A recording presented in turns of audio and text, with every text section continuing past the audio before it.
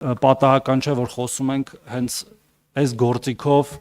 մեր քաղաքացիների նպաստները եւ կենսաթոշակները բարձրացնելու մասին, որովհետեւ այդ կենսաթոշակները եւ ընդհանրապես այս բյուջեն, որ մենք հիմա քննարկում ենք, գոյանում են մեծամասամբ հարկային եկամուտներից, իսկ հարկերը գոյանում են մեր տնտեսվարողների կողմից վճարած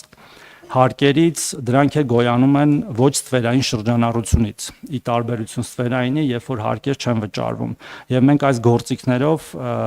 փորձում ենք նաև բերել ստվերը սպիտակ դաշտ, դրանով հարկելով գործարքները եւ ավելացնելով պետական բյուջեի մուտքերը։ Գիտեք նաև, որ մեր գործընկերները այստեղ հայտարարել են, որ բացի այս այդ վճարից, որը վերաբերում է շատ կոնկրետ անձանց, նպաստառուներին, բոլոր տեսակի եւ կենսաթոշակառուներին, նաև մի համընդհանուր այդ վճարի ծրագիր է սկսվելու 2%-ի չափով, որի իհարկե պատասխանատուն ուղիղ մենք չենք, բայց քանի որ սրա մասին խոսում ենք, դա էլ եմ ուզում հավելել,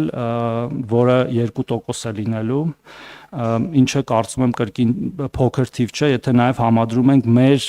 պլանավորվող 20%-ի հետ, որտեղ այս պահի դրությամբ հետ վճարի չափը կազմում է 12% եւ առավելագույնը 6000 դրամ,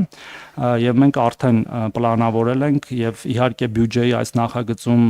դեռևս նախատեսված չէ ծախսերը, որտեղ մենք առաջինից երկրորդ վերջնական բյուջեի մեջ կունենանք նոր դա բյուջետավորած, մենք պլանավորում ենք բարձրացնել այդ հետ վճարը 20%-ի չափ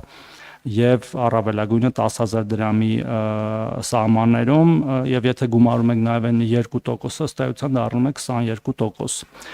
Մենք այս պահի դրությամբ ունենք մոտ 350,000 քաղաքացի, որ օգտվում է այս ծրագրից, եւ մենք խրախուսում ենք, որ ավելի շատ թվով քաղաքացիներ օգտվեն դրանից, եւ մեր պլաններում, մեր կանխատեսումներով